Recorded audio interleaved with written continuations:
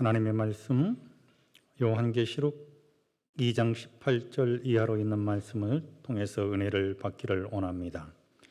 성경 말씀 요한계시록 2장 18절 두아드리아 교회에게 보내는 편지서입니다. 두아드리아 교회의 사자에게 편지하기를 그 눈이 불꽃 같고 그 발이 빛난 주석과 같은 하나님의 아들이 가라사대 내가 내 사업과 사랑과 믿음과 섬김과 인내를 아노니 내 나중 행위가 처음 것보다 많도다. 그러나 내게 책망할 일이 있노라. 자칭 선지자라 하는 여자 이세벨을 내가 용납함이니 그가 내 종들을 가르쳐 꾀어 행음하게 하고 우상의 제물을 먹게 하는도다. 또 내가 그에게 회개할 기회를 주었으되 그 음행을 회개하고자 아니하는도다. 볼지어다 내가 그를 침상에 던질 터이요 또 그로 더불어 간음한 자들도 만일 그의 행위를 회개치 아니하면 큰 환난 가운데 던지고 또 내가 사망으로 그의 자녀를 죽이리니 모든 교회가 나는 사람의 뜻과 마음을 살피는 자인 줄 알지라. 내가 너희 각 사람의 행위대로 갚아주리라. 두아드리아에 남아있어 이 교훈을 받지 아니하고 소위 사단의 깊은 것을 알지 못하는 너희에게 말하노니 다른 짐으로 너희에게 지울 것이 없노라. 다만 너희에게 있는 것을 내가 올 때까지 굳게 잡으라. 이기는 자와 끝까지 내 일을 지키는 그에게 만국을 다스리는 권세를 주리니 그가 철장을 가지고 저희를 다스려 질그릇을 깨뜨린 것과 같이 하리라. 나도 내 아버지께 받은 것이 그러하니라. 내가 또 그에게 새벽별을 주리라. 귀 있는 자는 성령이 교회들에게 하시는 말씀을 들을지어다. 아멘. 우리가 7교회를 공부하고 있는데요. 특별히 7교회 중에서 이 두아드리아 교회는 가장 많은 부분에 걸쳐서 말씀을 하고 있습니다. 사회적으로 잘 나가는 사람, 잘 사는 사람, 세상적인 권력을 가진 사람들에 의해서 세상에 타협하며 살아간 교회, 영성이 무너져 버린 교회. 이 교회가 어떤 교회인가 하면 두아드리아 교회였습니다. 두아드리아 교회는 우리가 잘 알고 있는 것처럼 AD 538년부터 1517년 로마의 교황권이 확립되었던 시대를 우리는 두아드리아 교회 시대라고 말합니다. 특별히 두아드리아 교회의 시대를 가리켜서 우리는 세계사적으로 중세 암흑 시대라고 말합니다. 종교적으로 암흑으로 가득한 시대였기 때문인 것입니다. 이제 두아드리아 교회는 어느 쪽에 위치하고 있을까요? 여기 서머나에서 두아드리아까지는 약 80km 떨어져 있는 도시입니다. 불과 얼마 되지 않는 도시이죠. 그리고 버가모에서는 약 65km 정도 떨어져 있는 도시가 바로 두아드리아입니다. 이곳은 공업지대입니다. 공업지대이기 때문에 굉장히 많은 노동자들이 있었습니다. 노동자들의 삶은 중세 시대에 굉장히 어려웠습니다. 그래서 두아드리아 교회의 성도들은 가난했습니다. 도자기업, 제빵업, 그 다음에 청동업 등 다양한 업종이 있었고 이 가이드라고 하는 길드 조합이 형성되어져 있었습니다. 이 교회는 또 두아드리아라고 하는 도시는 BC 300년경에 셀류코스 1세 때 헬라식 도시로 건설이 되어졌는데 이 교회는 사도 바울이 2차 전도 여행을 할 때 빌립보 지방에 있는 이 루디아를 만나면서 생겨난 교회라고 합니다. 자, 현지명으로는 이 두아드리아가 아카사르라 이렇게 얘기합니다. 리디아 지방의 성읍입니다. 다른 도시들은 굉장히 높은 지역에 건설되어졌거든요. 특별히 버가모는 해발 300m 이상 된 곳에 이 건설이 되어졌는데, 두아드리아 교회는 여러분들이 사진을 통해서 보시는 것처럼 평지에 건축이 이루어져 있는 모습을 보게 됩니다. 교통이 편리하고 교역과 상품이 몰려와서 상업의 중심지가 어디였는가 하면 오늘날 아카사르, 고대 두아드리아인 것입니다. 자, 현재 아카사르 모습을 볼 수 있습니다. 아주 축구 경기가 활발하게 이루어져 있고요. 그 다음에 공원도 잘 갖추어져 있어서 이 사진을 보면은 공원에서 굉장히 더운 날씨임에도 불구하고 아이들이 축구하는 모습을 볼 수가 있습니다. 이 모습은 지금 현재 아카사르 두아드리아 도시의 모습입니다. 굉장히 고풍스러운 모습을 가지고 있는 것 같습니다. 상당히 정겨운 모습이죠. 관광객을 위해서 또 말도 있고, 그 다음에 카페도 있는 모습을 보게 됩니다. 그럼에도 불구하고 작은, 오늘날 우리나라로 말할 것 같으면 군청 소재지 정도밖에 되지 않는 작은 도시였기 때문에 보시는 것처럼 달구지도 있고 말입니다. 상당히 소박한 도시가 두아드리아가 아닌가 싶습니다.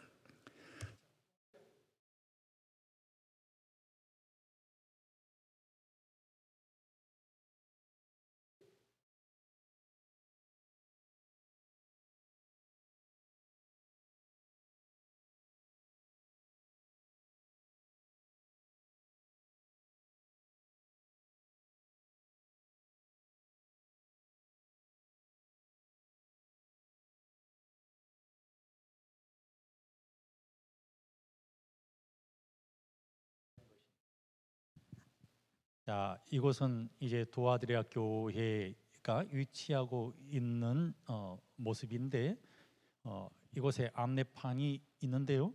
두아드리아 교회 터는 보시는 것처럼 방치되어 있는 모습입니다.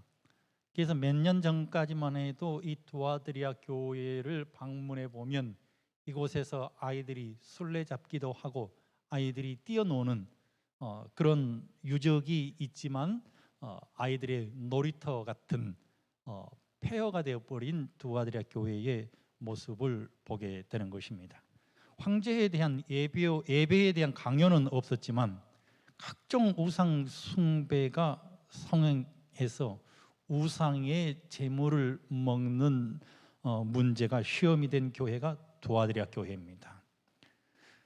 당시에는 말입니다, 이 도시에 트림나스라는 무당과 무녀들이 많아서 기독교인들을 많이 유혹을 했어요. 아까 여러분들에게 말씀드린 것처럼 시장 조합을 중심으로 해가지고 대부분의 상인들이 이 조합에 가입하지 않으면 생업의 위협을 느꼈습니다.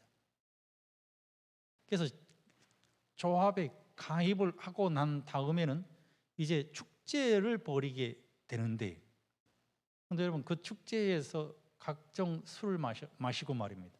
그 다음에 춤을 추고 맨 나중에는 무당과 무녀들과 이 아주 음란한 행위를 해서 그런 음란함이 극에 달한 교회가 바로 두아드리아 교회인 것이죠. 그리고 두아드리아 교회는 교황권이 성장한 시대입니다. 그래서 그레고리 1세, 그레고리 7세, 이노센트 3세에 걸쳐서 두아드리아 교회가 교황권이 지상권을 확립한 시대임을 우리가 알게 되는 것입니다. 자, 지금 여러분이 보시는 이 모습은 아마도 이 신전이 무너져 내린 기둥인 것 같습니다.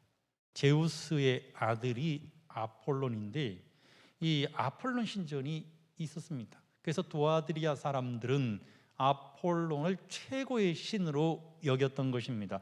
그래서 사도 요한은 예수님이 두아드리아 교회에 등장하는 모습을 아폴론이 진짜 신이 아니라 그리스도 예수께서 심판하시는 진정한 신이라고 하는 메시아라고 하는 사실을 가지고 예수 그리스도를 소개하는 모습을 보게 되는 것입니다. 지금 현재 이런 모습입니다. 그래서 두아드리아 교회는 1517년까지 두아드리아 교회 시대라고 합니다. 특이한 것은 이곳을 여행해 보면 이런 작은 거북이 기어다니는 모습을 흔히 볼 수 있다고 합니다. 그런데 여러분, 그러면 두아드리아 교회는 어떻게 해서 생겨나게 되었을까요? 사도행전 16장에 있는 말씀을 보면 거기서 빌립보에 이르니, 사도 바울이 빌립보에 이르러 왔습니다. 그리스도인이 아무도 없는 곳, 복음이 전파되지 않는 곳 빌립보에 이르러 와서 사도 바울이 상당히 두려움 가운데 있었는데 말입니다. 그곳에서 두아드리아 성의 자주장사로서 하나님을 공경하는 루디아라고 하는 한 여자를 만나면서 복음이 선포되기 시작합니다. 그래서 이 루디아라는 이 여인을 통해서 두아드리아 교회가 생겨나게 되지 않았는가라고 추측을 하게 됩니다.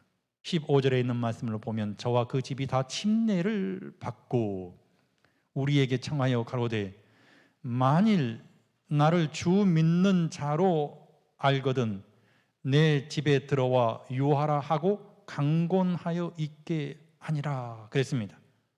그래서 바울이 3차 전도 여행을 할 때는 에베소에서 2년간 강론하면서 각 지방 사람들에게 전도한 결과 또 두아드리아 교회가 크게 번성하고 두아드리아 교회가 크게 예수님을 믿는 사람들로 성장해 갔음을 알게 되는 것입니다. 그런데요, 예수님이요 두아드리아 교회를 향해서 칭찬을 하셨는데, 그런데 여러분, 두아드리아 교회를 향해서 칭찬하신 예수님이 너무 멋지게 칭찬을 하신 것입니다. 네. 너무 가슴 따뜻한 칭찬을 해주셨어요. 공업도시고 많은 노동자들이 있었기 때문에 대부분 가난함을 면치 못했는데 말입니다. 그 가난함 속에, 절망 속에 살아가고 있는 신자들에게 그리스도 예수께서 정말 따뜻한 위로의 칭찬을 하시는 것입니다. 내가 내 사업과 사랑과 봉사와 믿음과 내 인내를 아노니 내 나중 행위가 처음 것보다 많도다라고 칭찬을 했습니다. 열악한 교회, 가난한 교회, 예수님은 이런 두아드리아 교회를 향해서 정말 엄청난 칭찬을 했어요. 성령의 열매를 맺고 있는 교회 같지 않습니까? 하나님의 성품을 반사하고 있는 교회처럼 느껴지지 않습니까? 예수님께서 엄청난 칭찬을 하신 것입니다. 첫 번째로 이 교회는 사랑을 가지고 있었습니다. 모든 장로님들이 성도들을 사랑했고 성도들은 청년들은 아이들을 사랑했습니다. 에베소 교회는 내 처음 행위를 버렸다라고 얘기를 하고 있는데, 이 두아드리아 교회는 말입니다, 하나님께서 주신 처음 사랑이 말이에요 점점 장성해 갔어요. 그래서 두아드리아 교회 하면 사랑으로 가득했습니다. 그러니까 그 교회가 오늘 여러분 얼마나 따뜻했을까요? 우리 교회도 두아드리아 교회처럼 사랑이 충만한 교회가 되었으면 좋겠습니다. 두 번째로는 믿음의 행위를 예수님께서 칭찬하셨습니다. 믿음, 피스티스. 이것은 무엇을 의미할까요? 예수님은 제자들의 믿음이 없음을 책망하셨고, 마태복음 8장 10절에 있는 말씀으로 보면 백부장의 큰 믿음을 칭찬하셨어요. 그런데 이 두아드리아 교회의 성도들은 믿음이 아주 부요했습니다. 다시 말하면 그리스도 예수를 진짜로 사랑한 교회가 두아드리아 교회였다고 하는 것입니다. 믿음만 좋은 것이 아니라 이 두아드리아 교회는 아주 봉사도 열심히 했습니다. 여러분, 이 봉사라는 이 말에서 이 집사라고 하는 말이 나왔거든요. 이것은 곧 무엇을 의미한가 하면은 먼지 속에서 일하는 것을 의미합니다. 아주 낮은 자리에서 일하는 것이죠. 성도들이 높은 자리에만 있으려 하지 않았다고 하는 것입니다. 아주 낮은 자리에서, 먼지 나는 자리에서, 더러운 자리에서 일을 하면서 빛을 발하는 교회가 어떤 교회였다고요? 두아드리아 교회였어요. 그런데 두아드리아 교회는요, 또 하나 멋진 모습을 우리에게 보여주는데, 그 모습이 무엇인가 하면 바로 인내입니다. 이것은 군사적인 용어예요. 군대가 침입해 왔을 때 말입니다. 숨어서 아주 오랫동안 견디어낸 것을 의미합니다.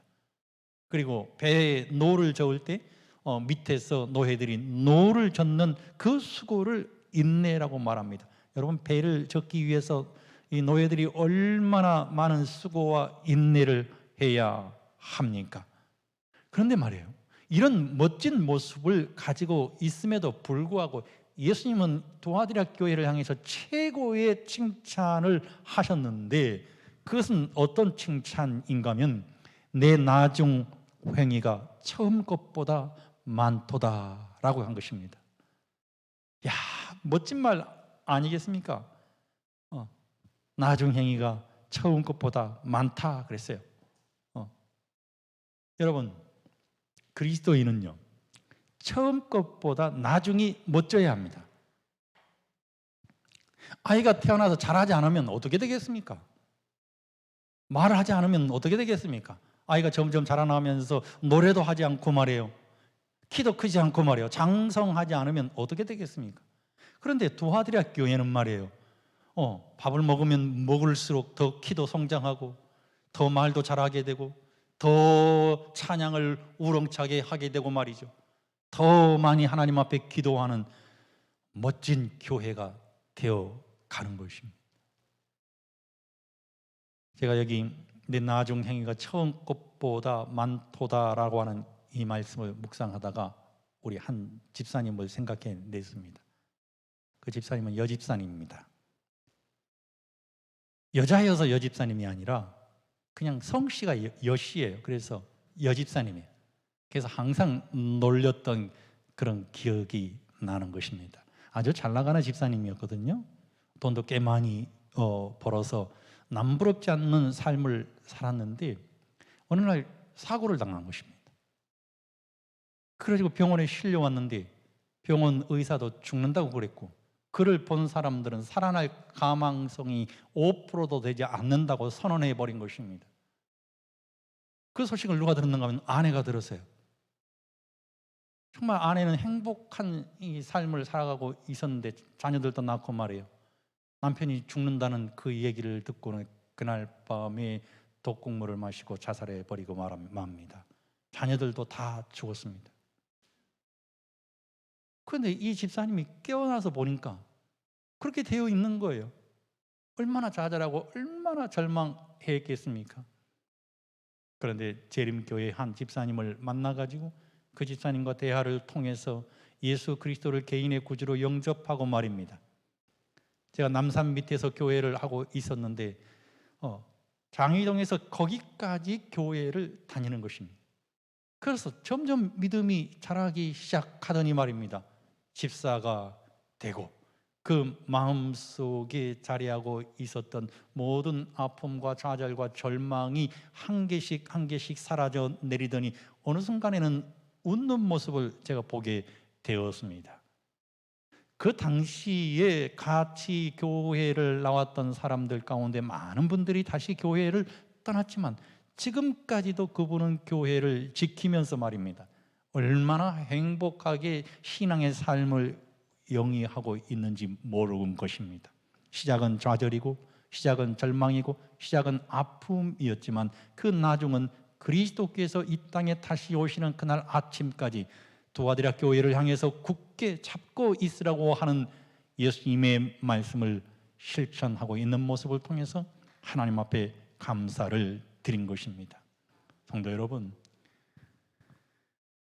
이런 시대에 우리는 어떤 신앙의 삶을 살아가야 할까요? 성경은 레위기 11장 45절에 이렇게 말합니다. 나는 너희의 하나님이 되려고 너희를 애굽 땅에서 인도하여 낸 여호와라. 내가 거룩하니 너희도 거룩할지어다. 하나님의 뜻은 이것이니 너희의 거룩함이라. 곧 음란을 버리고, 베드로전서 1장 15절은 오직 너희를 부르신 거룩한 이처럼 너희도 모든 행실에 거룩한 자가 되라라고 말씀하고 있습니다. 여러분, 거룩이라고 하는 말은 어떤 말씀일까요? 오늘 두아디라 교회를 향해서 예수님께서 이세벨이라고 하는 단어를 쓰면서 두아디라 교회에 이세벨이 나타나면서 세상과 타협하는 교회가 되어버렸다고 했는데, 성도 여러분, 이세벨은 자신이 제사장으로 취임합니다. 그리고는 제사장이 되었을 뿐만 아니라 백성들에게 우상을 숭배하게 만드는 것입니다. 태양신인 바알신을 섬기게 하고 아세라를 숭배하게 해서 이스라엘 백성들이 어디로 가야 할 방향을 상실해 버렸습니다. 그때 엘리야가 나타나서 뭐라고 얘기했습니까? 내가 어느 때까지 두 사이에서 머뭇머뭇하겠느냐. 바알이 하나님은 바알을 섬기고 하나님이 하나님이면 하나님을 섬기라, 이렇게 이스라엘 백성들에게 얘기한 것입니다. 거룩은 구별입니다. 분리입니다. 이세벨로부터 분리되어 나와야 하는 것이죠. 다르게 보이고 행동하는 것입니다. 내가 어디에 있든지 간에 그리스도인다운 삶을 살아가는 모습을 다른 사람들이 구별할 수 있어야 하는 것입니다. 더 뜨거운 신앙인. 성경은 거룩함을 선포하라고 말씀합니다. 성경에 잘못된 것은 반드시 노라고 얘기할 수 있는 믿음이 필요하다고 우리에게 말씀하고 있는 것입니다. 그러면서 우리가 그리스도 예수 안에서 신성한 신앙의 삶을 끊임없이 유지하기 위해서는 디모데전서 4장 5절에 있는 말씀처럼 하나님의 말씀과 기도로 거룩하여 지민이라 하시는 말씀처럼 우리의 신앙의 삶이 말씀의 사람이 되어야 되고 우리의 신앙의 삶이 기도의 사람이 되어야 하는 것입니다. 야고보서 4장 8절은 하나님을 가까이 하라. 그리하면 하나님께서 너희를 가까이 하시겠다고 하시는 약속의 말씀이 선포되어지기 위해서는 우리가 말씀의 사람이 되어야 하고 기도의 사람이 되어야만 하는 것입니다. 디모데전서 4장 7절, 망령되고 허탄한 신화를 버리고 경건에 이르도록 내 자신을 연단하라 라고 말하고 있습니다. 디모데후서 2장 22절에 있는 말씀을 보면 또한 너는 청년의 정욕을 피하고 주를 깨끗한 마음으로 부르는 자들과 함께 의와 믿음과 사랑과 화평을 따르라 라고 말하고 있는 것입니다. 성도 여러분, 두아디라 교회는 이런 교회였습니다. 자신을 구별할 줄 아는 교회였습니다. 말씀이 넘쳤고 기도가 넘쳤고 사랑이 넘쳤고 인내가 넘쳤고 봉사가 넘쳤습니다. 마지막 시대를 살아가는 제7일 안식일 예수 재림교회 성도들인 우리가 본받아야 할 교회가 두아디라 교회, 처음보다 나중에 더 멋진 교회가 두아디라 교회였기 때문인 것입니다. 여러분, 그런데 이 교회가 예수님 오실 때까지 굳게 잡아서 정말 멋진 교회로 예수님 재림하시는 그날 아침까지 있었다면 좋았을 텐데 말입니다. 이 교회가 중세 암흑시대로 빠져들고 맙니다. 성경은 사단이 깊이 개입했다고 그랬습니다. 도아디라 교회에 사단이 깊이 개입한 것입니다. 어떻게 개입했을까요? 성경은 선과 악의 대쟁투를 요한계시록 12장 7절로 9절에 얘기하고 있는데, 하늘에 전쟁이 있으니 미가엘과, 예수님이죠, 그의 사자들과, 또 여기 있는 말씀을 보면 용과 그의 사자들도 싸우나 그랬습니다. 미가엘이 등장하고 미가엘의 사자가 등장합니다. 용이 등장하고 그의 사자들이 등장합니다. 그래서 두 세력이 싸우는 것입니다. 그 두 세력의 싸움에서 미가엘과 그의 사자들이 승리를 하고 사탄이라고 하고 옛뱀이라고도 하는 마귀가 이 지구상으로 내어 쫓기게 되는 장면을 요한계시록 12장에서 보게 되는 것입니다. 그리고 계시록 12장 5절로 6절은 여자가 아들을 낳으니, 교회가 아들을 낳았어요. 예수 그리스도인 것입니다. 이는 장차 철장으로 만국을 다스릴 남자라. 그 아이를 하나님 앞과 그 보좌 앞으로 올려가더라 그랬습니다. 그리스도께서 승천하신 것이죠. 여자가 광야로 도망하며 거기서 1260일 동안 그를 양육하기 위하여 하나님께서 예비하신 곳이 있더라. 1260년인 것입니다. 교황의 지상권이 확립된 시대가 도래하게 된 것입니다. 13절로 14절은 용이 자기가 땅으로 내쫓긴 것을 보고 남자를 낳은 여자를 박해하는지라. 그 여자가 큰 독수리의 두 날개를 받아 광야 자기 곳으로 날아가 거기서 그 뱀의 낯을 피하여 한때와 두때와 반때를 양육받으며 그랬어요. 이 말씀은 다니엘서 7장 25절에 나타나 있는데, 다니엘서 7장 25절은 이때에 얼마나 큰 핍박과 박해와 또 성도들에게 아픔이 있었는지를 우리에게 가르쳐 주고 있는데요, 그가 장차 지극히 높으신 이를 말로 대적하며 또 지극히 높으신 이의 성도를 괴롭게 할 것이며, 그가 또 때와 법을 고치고자 할 것이며, 성도들은 그의 손에 붙임받아 한때와 두때와 반때를 지내리라. 중세 암흑시대가 된 것이죠. 여러분, 1260년 기간 동안에, 이 엄청난 암흑기 동안에 정말 하나님을 사랑하는 사람들이 있었습니다.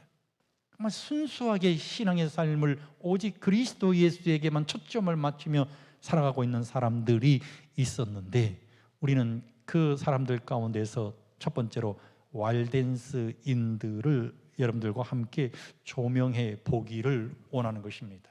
왈덴스, 여러분 왈덴스 많이 들어보셨죠? 왈덴스는 이 왈도라고 하는 아주 부자 상인이 말입니다. 프랑스에서 1170년에 평신도 개혁 운동을 일으켰는데, 그 개혁 운동에 가담한 사람들을 우리는 왈덴스인이라 이렇게 말합니다.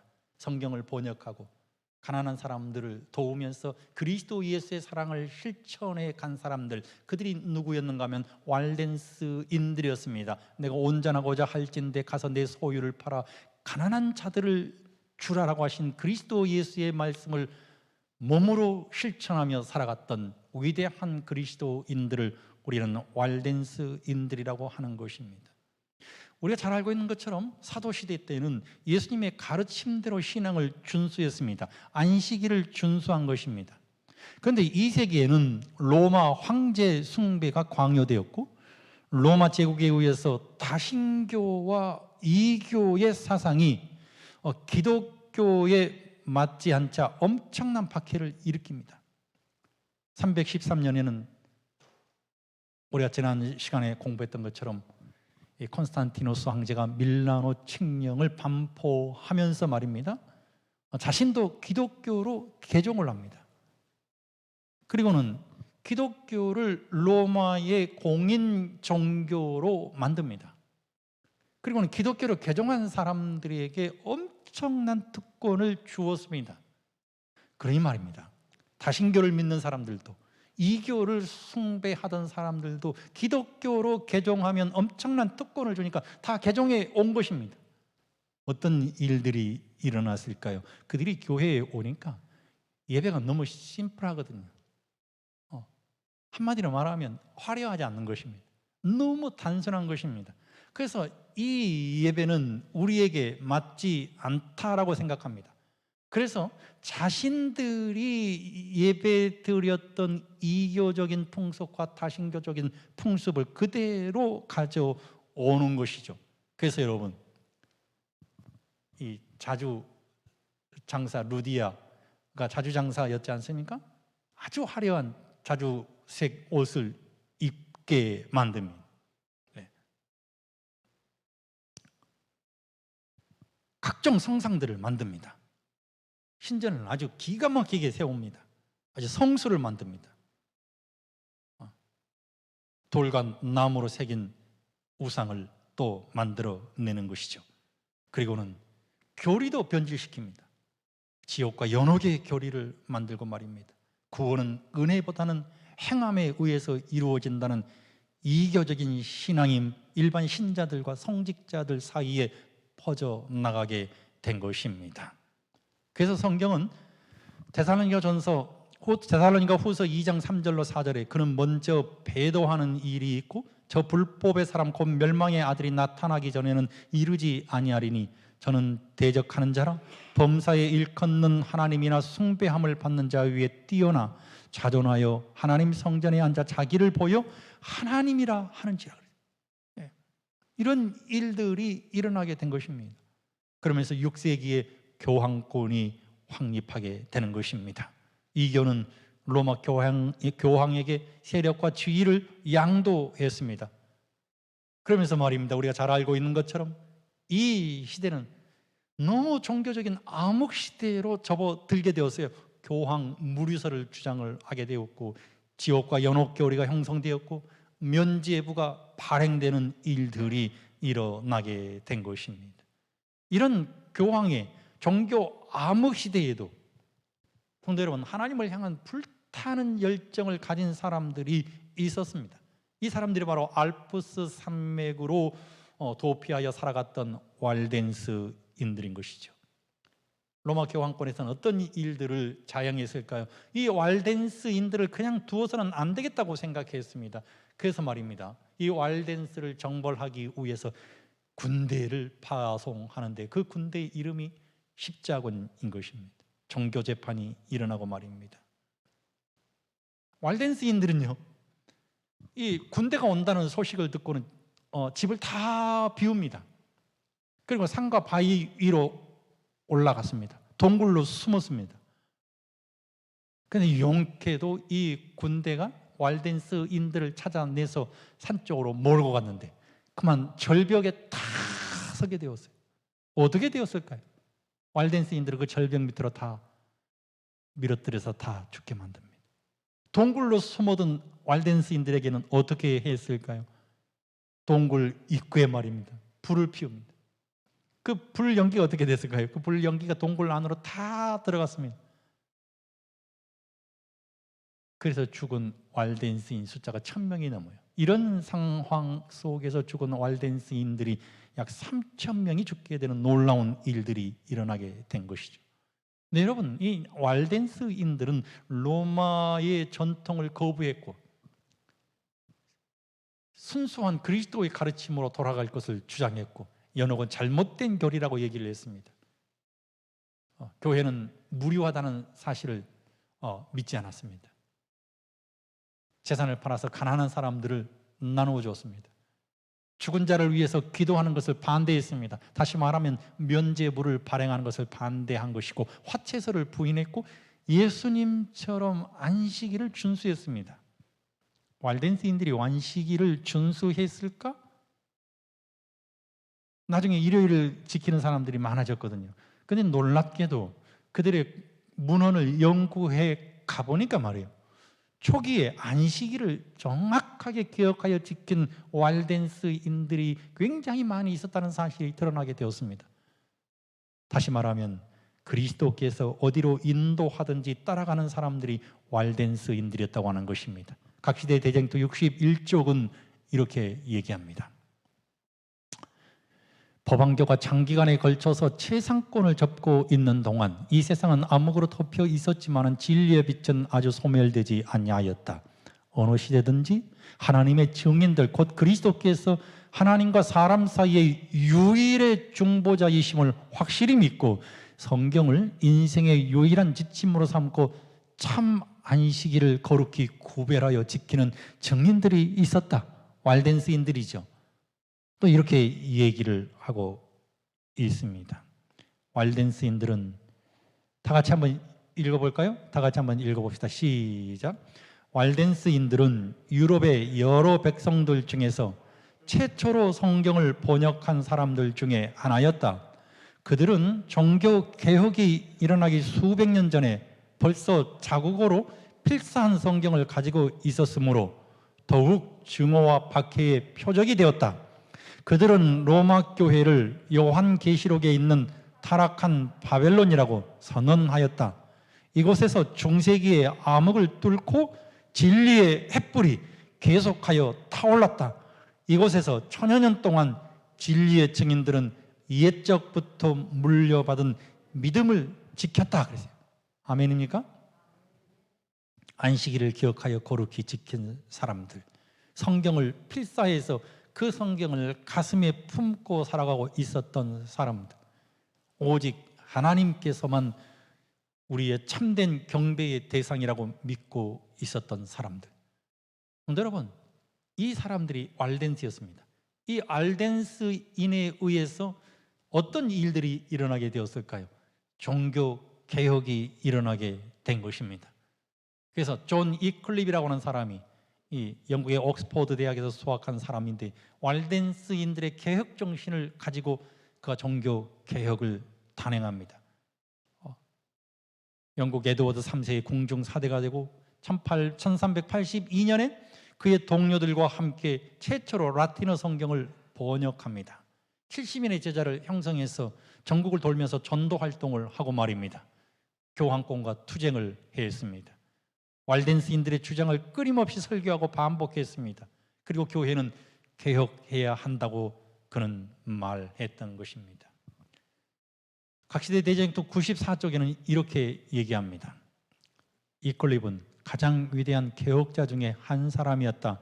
그의 해박한 지식, 명석한 사고력, 진리를 주장할 때 보여준 확신, 그리고 진리를 옹호하기 위한 담력 등은 그보다 후에 나타난 사람들 중에서도 그와 필적할 사람이 별로 없다. 그가 살던 시대에는 지적으로 목매하고 도덕적으로 부패한 시대였지만은 이 최초의 개혁자의 봉사는 생애의 순결, 연구와 활동에 있어서의 근면, 매수되지 않는 청렴, 사업에 있어서 그리스도와 같은 사랑과 충성 등으로 특징을 이루었다 그랬습니다. 여러분, 그가 죽었습니다. 그 40년이 지났습니다. 콘스탄틴 회의 결의에 의해서 이 위클립의 이 유고를 다시 파내게 했습니다. 그리고 그걸 불태웠습니다. 그리고는 시냇물에다 던져버렸습니다. 그 시냇물은 아본 시내로 이클립의 유고를 가지고 갔습니다. 아본 시내는 이 세번 강으로, 세번 강은 영국 해협으로, 영국 해협은 대항으로 옮겨 주었습니다. 그리해서 이클립의 죄는 오늘날 온 세상에 퍼져 있는 그의 교리를 상징하고 있다 그랬습니다.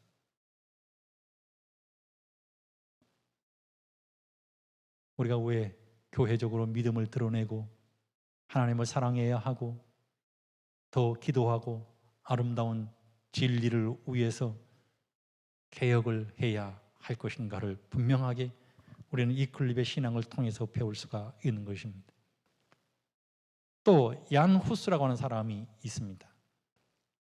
이 보헤미아에는 이 제롬과 이 얀 후스가 있었는데 이 후스는 농부 출신이었어요. 그는 교직자와 이 사제의 부패, 교황의 지상권을 배격하고 화채서를 부정하다가 이단으로 단정받아서 1416년 5월 30일 화영장에서 사형을 받았습니다. 그런데 말입니다, 그가 참으로 위대한 고백을 했습니다. 어떤 고백을 했을까요? 1415년 7월 6일 콘스탄스 종교회의에서 이단으로 선고받고 자신의 주장 철회를 요구받고 그런 군중을 향하여 돌아서서 다음과 같이 대답하였다. 그렇다면 내가 무슨 면목으로 하늘을 쳐다볼 수 있겠는가? 내가 지금까지 순결한 복음을 전한 저 사람들을 무슨 면목으로 쳐다볼 수 있겠는가? 나는 그들의 구원을 이제 죽기로 작정된 불쌍한 나의 몸 이상으로 귀중하게 여긴다. 이렇게 고백했습니다. 그리스도의 복음을 전하는 데 있어서, 구원을 선포하는 데 있어서 자신의 육신은 아무것도 여기지 않기로 결심한 이 모습을 보게 되는 것입니다. 우리가 진정으로 본받아야 할 믿음의 대명사가 아닐까요? 이런 교회가 어떤 교회였다고요? 도와드려 교회였어요. 그래서 예수님께서 내 믿음이 먼저보다 나중에 훨씬 더 좋다 그랬어요. 성령의 열매를 맺는 듯한 교회의 모습으로 선포하신 것입니다. 그런데 성도 여러분, 이 교회가 말입니다, 책망을 받습니다. 그렇게 가슴 따뜻한 칭찬을 받았던 두아드리아 교회가 책망을 받았어요. 어떤 책망을 받았을까요? 요한계시록 2장 20절 우리 다 같이 한번 봉독해 볼까요? 시작. 그러나 내게 책망할 일이 있노라. 자칭 선지자라 하는 여자 이세벨을 내가 용납함이니 그가 내 종들을 가르쳐 꿰어 행음하게 하고 우상의 제물을 먹게 하는도다 그랬습니다. 여러분, 여기 있는 말씀을 보니까 책망할 것이 있는데 그 책망의 내용이 무엇이었는가 하면 여자 누구를? 이세벨을 내가 뭐 했다고요? 용납했다라고 얘기했습니다. 여러분, 예수님께서 예수님의 어머니인 마리아를 가리켜서 뭐라고 거기다 호칭을 붙였습니까? 여자여 보소서라고 했죠. 이 여자는 굉장히 높임말입니다.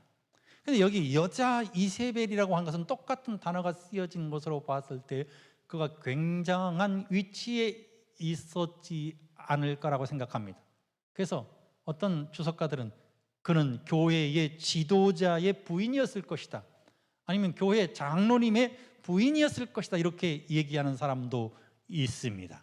또 어떤 사람들은 그가 엄청난 이 정치적인 세력이었을 뿐만 아니라 경제적으로 그 지역사회에서 엄청난 영향력을 행사하는 부자였을 것이다. 오늘날로 말하면 그룹의 회장이나 혹은 국회의원이나 혹은 뭐 구리시 시장 뭐 정도 되지 않았을까, 이렇게 생각이 들어간 것입니다. 여러분, 그런 사람이 교회에 왔으니까 교회가 어떻게 되었을까요? 그 한 사람에 의해서 교회가 움직여지게 되는 것입니다.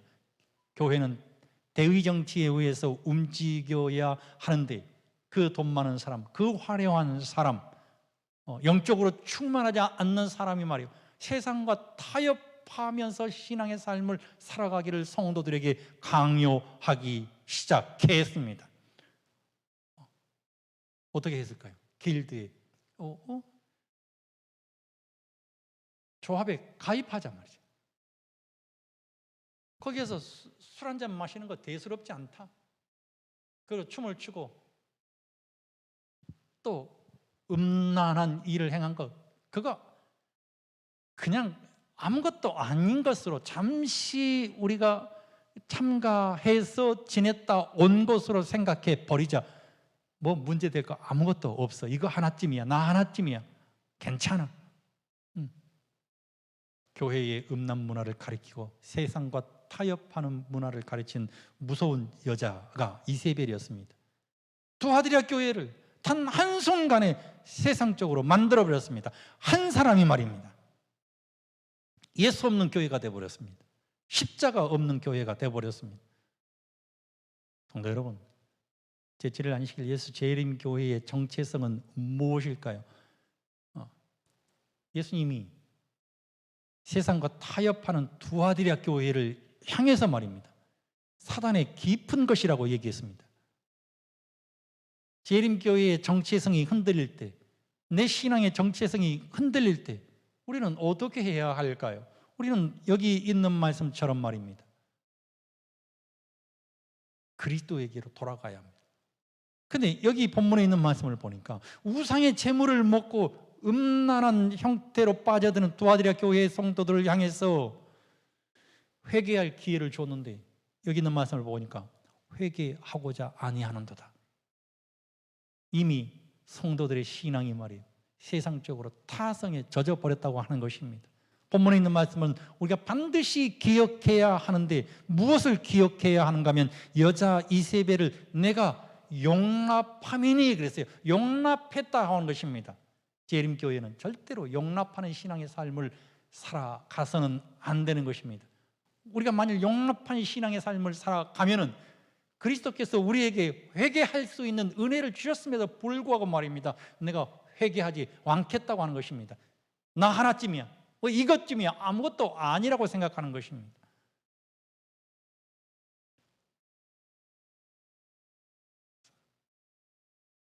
여러분, 이세벨을 용납한 것은 정치와 종교가 연합한 것을 의미합니다. 열왕기서에 있는 말씀을 보면 이 정치는 아합이고 종교는 이세벨이죠. 이 두 사람이 연합했어요. 종교적으로 말입니다. 연합하면서 이세벨은 자신이 제사장 역할을 하면서 아세라와 바알 숭배의 백성들을 빠뜨려 버립니다. 그 결과는 북방 이스라엘의 파멸이었습니다. 두아디라 교회는 정치적으로 로마와 종교적으로는 교황 로마의 연합이 이루어진 시대입니다. 그 결과는 무엇이었을까요? 중세 성도들을 파멸시켜 버렸습니다. 어디로 가야 할지를 몰랐습니다. 하나님의 말씀에 대해서 그들은 눈을 감아 버렸습니다. 하나님의 말씀을 볼 수도 없었던 것입니다. 그 결과는 성도들이 파멸에 이뤄가게 된 것입니다. 이런 시대에 우리가 어떻게 신앙의 삶을 회복해야 할 것인가? 여러분, 첫 번째로 요한계시록 22장 16절은 우리에게 이렇게 말씀하고 있거든요. 다 같이 한번 봉독합시다. 시작. 나 예수는 교회들을 위하여 내 사자를 보내어 이것들을 너희에게 증거하게 하였노라. 나는 다윗의 뿌리요 자손이니 곧 광명한 새벽별이라 하시더라 그랬습니다. 베드로는 또 우리에게 더 확실한 예언이 있어 어두운 데 비치는 등불과 같으니 날이 새어 샛별이 너희 마음에 떠오르기까지 너희가 이것을 주의하는 것이 가하니라 라고 베드로후서 1장 19절에 말씀했습니다. 새벽별은 1차적으로 예수 그리스도를 가리킵니다. 오늘 며칠 전에 우리 장로님 몇 분과 함께 이 저녁 어스름한 이 상황에서 밤하늘을 보니까 너무너무 밝게 빛나는 별이 있는 것입니다. 그래서 저게 인공위성이야 별이야 누가 얘기하니까 우리 전 장로님이 말씀하신 것처럼 저거는 성경에 나오는 샛별이야 이렇게 얘기를 했던 것 같아요. 저 새벽별이 샛별이구나. 가장 어두운 때 가장 밝은 빛을 드러내게 되는 것입니다. 그 샛별이 우리의 마음 가운데 떠올라야 하는 것입니다. 새벽별 대신 그리스도 예수를 바라보면 우리가 아무리 중세 암흑 시대를 살아가고 있다 할지라도 회복할 수 있는 은혜가 있고 회복할 수 있는 능력을 얻게 되는 것입니다. 그래서 내 마음에 가장 중요한 것은 그리스도 예수께서 내 마음에 자리하고 있는가, 자리하고 있지 않는가, 우리 자신을 살펴야 하는 것입니다. 그리스도 예수께서 내 마음 가운데 역사하고 내 마음 가운데 자정하시면 그리스도 예수께서 새벽별이 되심으로 성도 여러분, 2차적으로 내 자신이 그리스도의 빛을 반사하는 새벽별이 된다는 사실을 우리 모든 성도들이 기억하게 되시기를 주의 이름으로 간절히 축원드립니다. 보상은 무엇일까요? 요한계시록 2장 26절로 29절 뭐라고 얘기했습니까? 이기는 자와 그 다음에 끝까지 뭐 하는 자? 내 일을 지키는 그에게라고 말합니다. 네. 히브리어로는 이 테레오인데 이 말씀의 의미는 두 가지의 의미가 있습니다. 내 일을 지키는 그에게 교회를 끝까지 순결하게 지키는 것입니다. 누가요? 지도자인 내가, 지도자인 장로님들이 교회를 끝까지 순결하게 지켜내는 것입니다. 성도들이 지도자의 권면에 따라서 순결한 상황을 끊임없이 추구하는, 열망하는 신앙의 삶을 살아가는 것입니다. 두 번째로는 무엇인가 하면 요한계시록 14장 12절에 있는 말씀처럼 성도들의 인내가 여기 있나니 그들은, 다 같이 시작, 그들은 하나님의 계명과 예수에 대한 무엇을 지키는 자? 믿음을 지키는 자니라 그랬습니다. 근데 여러분, 재림교회 성도들에게 주시는 기별이 아닐까요? 예수님께서 이 땅에 다시 오시는 재림의 그날 아침까지 이것을 굳게 잡으라고 그리스도께서 말씀하셨기 때문에 두아드리아 교회에 보내는 권면은 제7일 안식일 예수 재림교회 성도들에게 보내는 권면으로 우리는 알아야 하는 것입니다. 그래서 우리는 교회의 순결을 끝까지 지켜내고 예수님이 명하신 것을 끝까지 지켜낸다면 세상과 타협하지 않는 신앙의 삶을, 말씀대로 살아가는 신앙의 삶을 살아간다면 말입니다. 성도 여러분, 예수님께서 내가 또 그에게 새벽별을 주리라 그랬습니다. 샛별 되신 그리스도, 새벽별 되신 그리스도께서 우리 마음 가운데 자정하시니 우리도 작은 예수가 되어서 말입니다, 어두운 데를 가장 밝게 비추는 위대한 그리스도인이 된다는 사실을 기억하시고 우리 모든 성도들이 도와드리아 교회에게 보내는 권면의 기별을 통해서 그리스도 예수 안에서 승리하시는 아름다운 신앙의 삶을 살아가게 되시기를 주님의 이름으로 간절히 축원드립니다.